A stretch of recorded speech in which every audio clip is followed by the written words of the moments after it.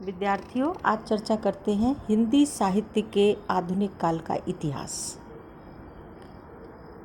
हिंदी साहित्य के आधुनिक काल का इतिहास नवजागरण और खड़ी बोली के विकास का इतिहास है। सामाजिक और राष्ट्रीय परिवेश में 1857 का प्रथम स्वाधीनता संग्राम इतिहास की दृष्टि से वह प्रस्थान है जिसने हमें व्यापक फलक पर सोचने समझने का अवसर दिया, एक नई राष्ट्रीयता की बुनियाद रखी। साहित्य भी एक नए युग में प्रवेश करता है। युग निर्माता भारतेंदु हरिश्चंद्र, जिन्होंने नव जागरण का उद्घोष किया, इसी का परिणाम हुआ कि जीवन के व्यापक प्रश्नों और संदर्भों से स्वयं को जोड़कर हिंदी के आधुनिक साहित्य ने अपने आगामी मार्ग और कार्य योजना का निर्धारण किया। 1857 के आंदोलन का विजेता भले ही ब्रिटिश उपनिवेशवाद रहा हो, पर इसने हमारे देश के वीर नायकों को पूरे देश का नायक बना दिया। हमने अपना आत्मविश्लेषण भी किया और पराजय के कारणों की गहन समीक्षा भी की। इसीलिए आधुनिक हिंदी कविता का प्रस्थान एक नवीन राष्ट्रीय भावनाओं की बुनियाद पर स्थित है। आर्य Samaj, Brahmo Samaj, theosophical society, Ramakrishna mission, Ramayana mission आदि संस्थाओं के जन्म से समाज के विविध क्षेत्रों में नव जागरण की चेतना का प्रसार हुआ। समाज अनेक संकीर्णताओं की और कुरीतियों से मुक्त होने लगा। नई परंपराओं और नए मान मूल्यों की स्थापना भी हुई। दयानंद सरस्वती, रामकृष्ण परमहंस, विवेकानंद, इन लोगों के माध्यम से हमने जाना कि मनुष्य और इस मनुष्य का धर्म क्या है, और धर्म तो मनुष्यता ही हो सकता है। यह एक ऐसी स्थापना है जिसे किसी भी युग में चुनौती नहीं मिल सकती है, पर चुनौती मिलती है हमारे सामाजिक और धार्मिक समाज ने धर्म की नई परिभाषा सीखी, जो जीवन संग्राम में रहते हुए, जूझते हुए अपने कर्तव्य मार्ग पर निरंतर आगे बढ़ते जाना। यह जीवन से साक्षात्कार की तरह है, जहाँ हम जीवन यथार्थ के दर्शन करते हैं। आधुनिक हिंदी कविता के इस प्रस्थान की मूल प्रेरणा भी यही यथार्थवादी जीवन दृष्टि है। भारतेंदु युग में हिंदी कविता का नवीन संस्कार हुआ। भारतेंदु ने हिंदी साहित्य के आधुनिक युग की बुनियाद डाली। काव्य में ब्रज भाषा को अपनाया, गद्य की रचना खड़ी बोली में की। भारतेंदु की रचनाओं में राष्ट्रीयता के भाव हमें देखने को मिलते हैं।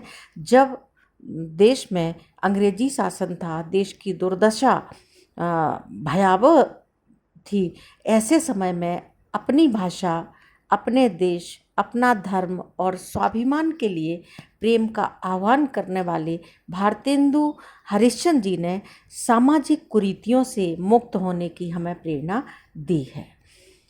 भारतेंदु हरिश्चंद्र ने परंपरागत लोकगीतों, कजरी, लावनी के माध्यम से नवीन भावों से युक्त रचनाएं प्रस्तुत की और राष्ट्र एवं समाज के मनोबल को ऊंचा उठाने के लिए काफ़ी प्रयास किए।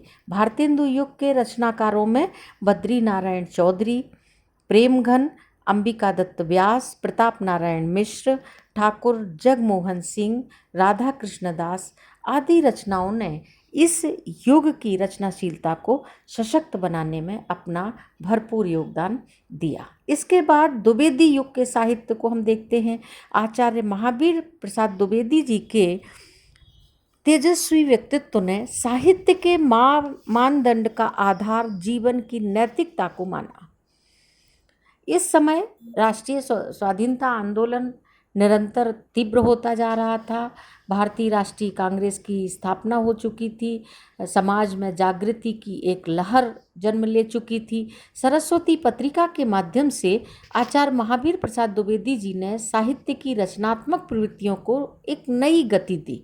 राष्ट्र प्रेम, शोषित पीड़ित समाज के प्रति आत्मीयता का भाव, समाज सुधार की प्रवृत्तियाँ इस युग में देखने को मिलती हैं।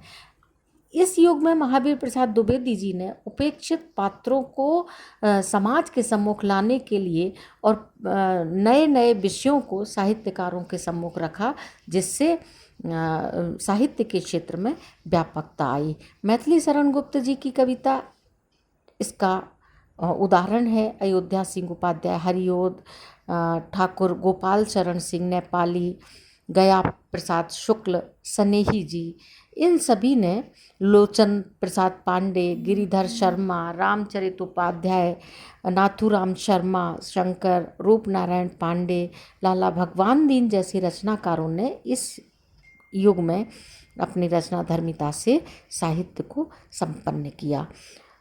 इसी समय भारतीय जनमानस में स्वाधीनता और क्रांतिकारी विचारों को भी देखा जा सकता है। बाल गंगाधर तिलक के उग्र विचारों ने समाज में एक नई स्फूर्ति जागृत की और इस तरह से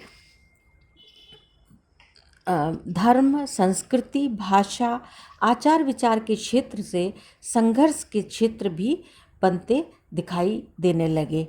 राष्ट्रभक्ति, मानव प्रेम, प्राचीन भारतीय आदर्शों का गौरवगान, ऐतिहासिक और पौराणिक चरित्रों के माध्यम से उच्च आदर्शों की प्रतिष्ठा इस समय के रचनाकारों ने की है।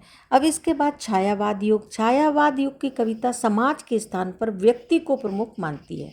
छायावादी कविता में द्विवेदी योगीन इतिवृत्तात्मकता का स्थान अनुभूति की गहराई ने ले लिया। कविता में दो धाराएं स्पष्ट दिखाई देने लगी, एक समाजोन्मुखी, दूसरी व्यक्तिवादी।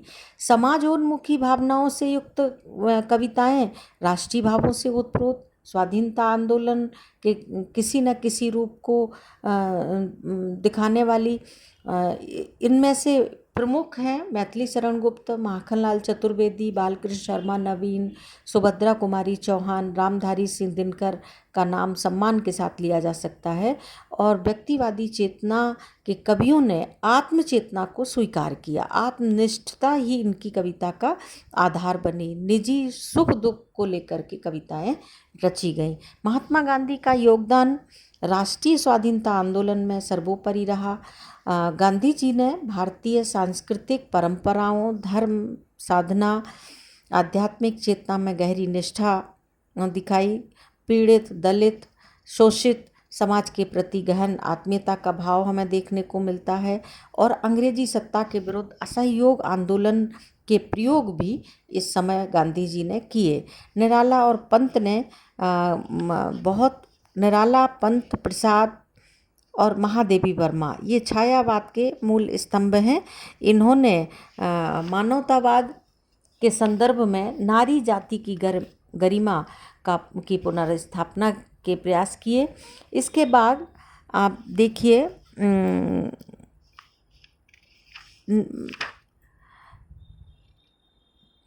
छायावाद सन 1935-36 तक आते आते औपचारिक बनने लगा। कवि पंत ने युगांत के माध्यम से इस युग के अंत और नवीन युग के समारंभ की घोषणा की। इसके बाद प्रगतिवाद आया और 1930 में गांधी जी ने नमक सत्याग्रह और असहयोग आंदोलन अपने जारी रखे। इससे ब्रिटिश सरकार को मतलब एक तरह से कहना चाहिए कि सारा देश क्रांति की नई भूमिका निभाने के लिए तैयार हो गया। और इस समय मार्क्सवाद के सिद्धांतों से भी रचनाकार प्रभावित होने लगे। वर्ग संघर्ष की प्रेरणा देने वाले, शोषण का विरोध करने वाले, सर्वहारा वर्ग की सत्ता में पूर्ण विश्वास करने वाले प्रगतिवादी साहित्य मुख्य धारा के रूप में हमारे सामने आया। इसमें मार्क्स ने पूंजीवाद के बढ़ते हुए शोषण के विरुद्ध वर्ग विहीन, शोषण विहीन समाज रचना का सिद्धांत हमारे समक्ष प्रस्तुत किया।